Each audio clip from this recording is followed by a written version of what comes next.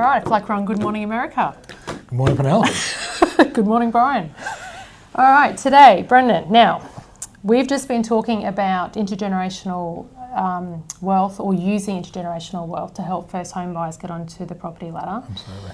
I think part of that conversation now leads into LMI, lender's mortgage insurance. There's a lot of confusion around lender's mortgage insurance, even down to, I had a client the other day who actually thought lender's mortgage insurance was an insurance that covered him if he defaulted on his mortgage. And obviously that's not the case. It's income protection is the only insurance that covers you for that sort of thing. That's right. But so I just thought it'd be a really good opportunity today for you to talk a little bit about LMI, the very basics of LMI, but also, I mean, I personally am a fan of LMI for investments. Without LMI, I wouldn't have been able to buy the investment properties that I've bought. I certainly don't have the ability to save the cash needed. So LMI for me has allowed me to get into the property market and see some amazing growth over the last 10 years. That's right. Give me an opportunity cost. It's an opportunity cost. So I'm a fan, but again, I'm quite an aggressive investor. My risk profile would be a 10 out of 10. You could ask anyone here. So again, this is all general information, disclaimers everywhere. For specific individual advice, of course, you need to speak with one of your financial advisors here. But we're talking LMI, how it works, the benefits of it when you don't have the cash or when there is an opportunity cost. And also I want to talk a little bit after that about credit ratings and just a few little general things. Sure. So I thought I'd just put it over to you now, just to talk a bit about LMI. We're right to start with. The lender's mortgage insurance covers the lender and not the borrower in the case of defaulting on a loan and the property price selling for less than what you'd expect it to or what you purchase it for. So that's generally why there's an 80% maximum loan to value ratio, or LVR as they call it. So that means you need 20% deposit, usually for a traditional mortgage. If you don't have that 20% deposit, unless a different scheme or an opportunity which we'll go through applies, then you're required to pay lender's mortgage insurance to cover that difference in case of a default. Now, that lender's mortgage insurance and how much you pay does vary. So let's break it down, because essentially the lender's mortgage insurance, as you said, Juanita, provides an opportunity to get into the market when you don't have that 20% deposit. So let's start though with not paying LMI. So as I said before, 20% of the purchase price saved plus the fees would enable you to get a mortgage without lender's mortgage insurance or the utilisation of one of the government schemes that exists. So I'll just explain what the fees are here as well, actually, because that's stamp duty, mortgage registration, transfer fees, as well as conveyancing costs. So these vary quite dramatically state to state, but in most cases it'll be approximately 3.5 through to 6% of the purchase price. So let's take the example of an $800,000 purchase here in Queensland. I think that's quite good, actually. I just saw the other day that the median house price in Brisbane now is $908,000. Yeah, I've seen some different metrics or different measures, Yes, somewhere between the 850 to 908, yeah. that's right. I always thought it was 850, and then I saw a report the other day that said it's actually now up to 900,000. Climbing quickly, I believe, yeah. And I just saw something last night that said we are now the second most expensive city in Australia after Sydney. So wasn't that long ago, a few decades ago, I think they were the third bottom. Third bottom, yeah. So the 800 is quite a good figure, because I think to buy something comfortably in Brisbane, if you're looking for a house and land, you are looking around 800,000. At least, and really units are starting to really grow as well they now. Are, so, I agree. But 800 is still quite a common amount for a borrower to be purchasing a property for, whether it's a unit, townhouse, or a home. So with that example, if the 20% deposit, it's obviously 160,000. That's 20% of the 800,000, and then your fees. Now again, state to state. In fact, if you're not a first home buyer, just owner occupied, the stamp duty would range, and including conveyancing fees, which we allow approximately $2,000 for, from 26,000 through to 48,000. Depending on the state. That's the difference between the states. Right. So that's from ACT right through to Victoria. So let's call it 40,000. Keep the numbers round. If your stamp duty and fees were 40,000, you need 160,000. You need to have $200,000 saved to get a traditional mortgage. And I don't know many people who are saving that sort of cash. It's pretty tough to save that amount of, you could do it, for a you first could do home it with buyer. equity. So there's clients that have got properties that can use the equity, that $200,000 if it's not your first home purchase, or if you have a family member, as we've discussed in other podcasts, who can gift either equity or cash, and that there's some other options which we, But if we're looking at first home, cash savings. Without any extra support. That's a big cash savings. So if you're doing the application on your own, there's no family support on it. You've either got to save that 20% deposit plus fees, or if you are a first home buyer, then there are different state government grants, and in fact a federal government scheme, like a first home loan deposit scheme, now called the home guarantee scheme, which enables you to have only a 5% deposit, and then the government guarantees the other 15%. So they're not giving you the 15%, but they're essentially paying the lender's mortgage insurance. So you'd still need the 5% plus the fees. Savings. So in that situation, in our above example, that would be 40,000 for your 5%, plus, and that's where genuine savings is a little bit stricter if it's a government scheme. Right. Plus the fees of 40,000, so you're looking at 80,000. Now that's a great scheme if it applies. So gifting's a little harder when it's a first home loan. If you're using the government scheme. Right. So that's great if that applies to you. If it doesn't, you may be in a situation in certain professions, say medical profession, accounting, lawyers, there are lenders who will offer LMI waivers up to a 90% LVR. So in other words, you only need 10% deposit. And in fact, for specific professions within medicine, up to 95 and even occasionally even 100% of the purchase price. Is that also for a graduate? So someone who's come out of med school and they're... Yes, absolutely. So And requirement might be to be registered on the APRA, website as a medical professional. There's different requirements for different professions. So if that applies, there may be options. If neither of those apply, then I guess the next best option, if you're a first home buyer, would be to look at, there's a couple of lenders we've got access to who actually go up to 85%, so 15% deposit, and don't apply any LMI. So LMI waived only for owner-occupied purchases, not for investment. Yeah. So at an 85% LVR on the 800,000 above, we'd be talking 15% deposit. So that's your 120,000 plus your 40,000 in fees. Yeah. Still a lot of cash. So still a lot of cash, that's right. So then let's get into LMI. If none of those apply, then the option is to look at paying LMI. The most economical way to pay LMI is if you can have a 12% deposit, because then you're keeping your original LVR to 88%. The LMI that will be applied, the lender's mortgage insurance, depends on the purchase price, but generally comes in between 1.5 to 2% of the purchase price. So you look at an $800,000 loan, that's actually a relatively small amount, around 12,000. 12, maybe up to 15,000, but on an 800,000. I think it is when you consider that to save that extra $40,000 needed in cash would probably take you a good 12 months. And how many first home buyers have we seen whilst trying to save, watch the purchase prices increase at a faster rate than they've been able to save? Hence why the 12 grand is... That's right. So the 12% is a really good one because the LMI is really quite low at 1.5 to 2%, and it means that what they call your post-cap LVR, which simply means that the LVR, the lender's mortgage insurance rather, is capitalised into the loan, so it's added to your loan. So when you combine those, your resultant loan to value ratio, LVR, lots of acronyms in the industry, would still be under 90%. And that's important because under 90%, a lot of lenders, because so many people are utilising LMI in this space, are offering really competitive rates, not far from what they're offering their clients who have a 20% deposit. Right, which makes it very attractive. So you're still getting rates at the moment, say a great owner-occupied rate might be 6.1, under 90% you may still be getting 6.5. And let's say you were at 95%, what are the rates after in that? Well, that's that next category. So if the 12% doesn't apply, it's a really good point, and we have a lot of queries on this one because the difference between 12% and even say 8% is still substantial. So if it's an 8% deposit that you had, then you're obviously looking at, 64,000. So it's a smaller deposit required plus the fees, 40. Yeah. So you're 104. This is down from the original 200 we're looking at. So it's essentially half.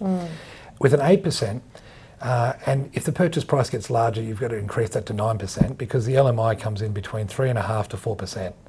Okay. Once you add that back with your original loan, we need that resultant or end LVR to be under 95. Right.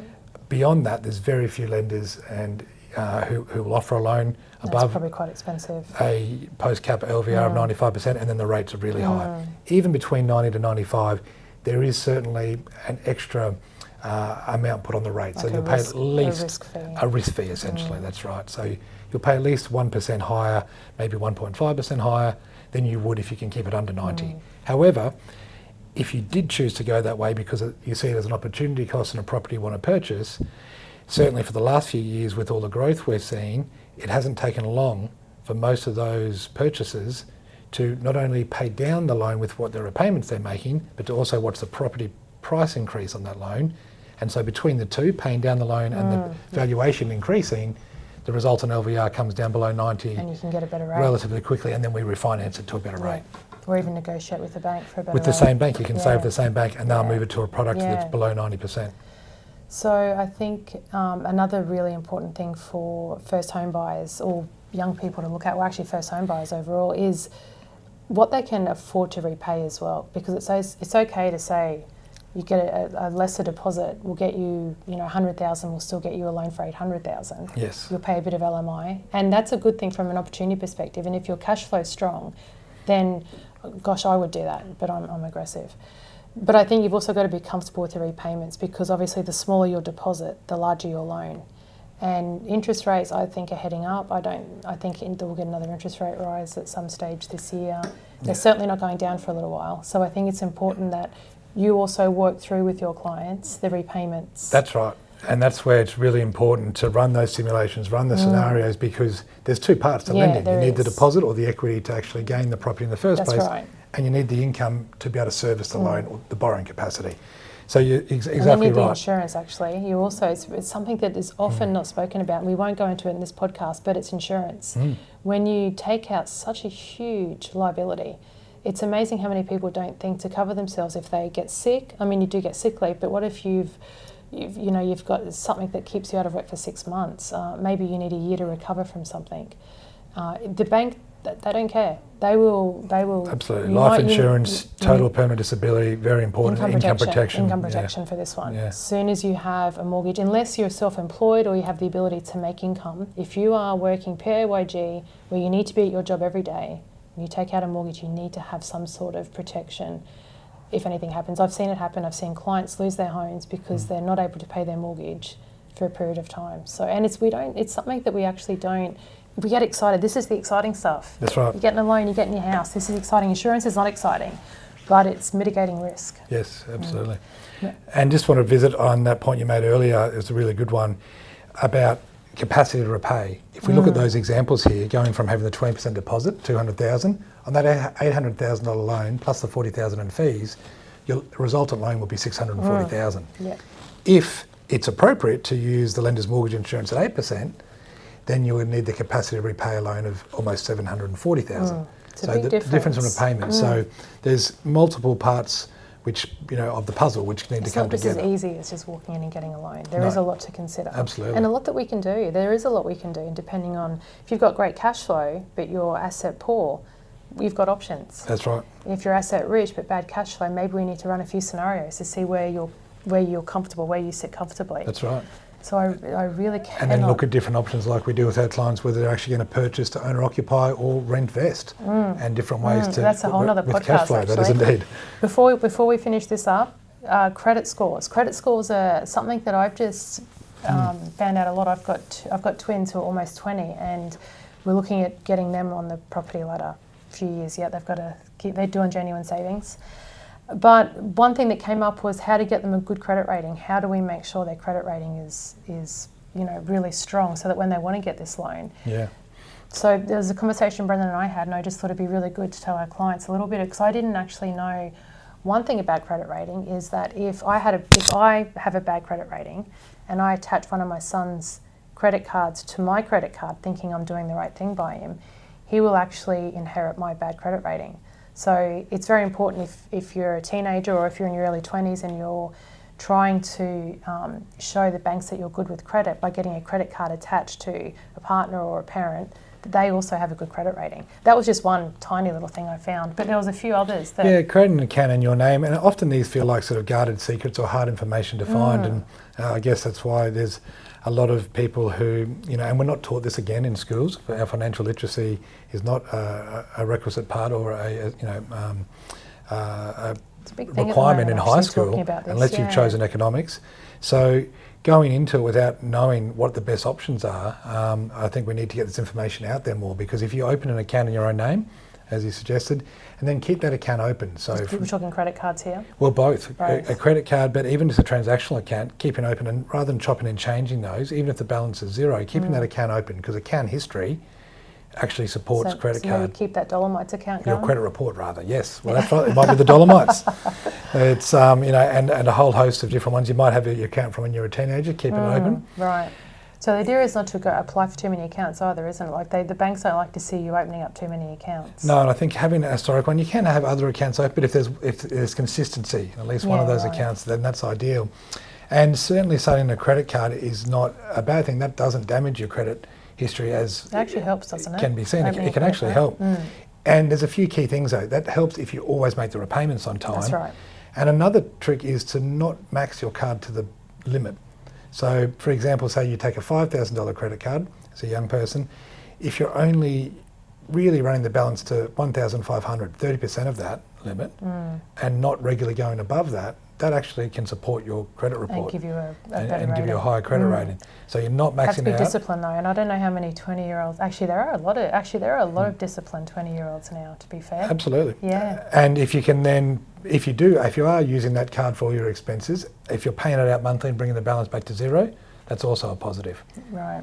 So. And are you better to have a credit card and pay it off like that for your credit rating?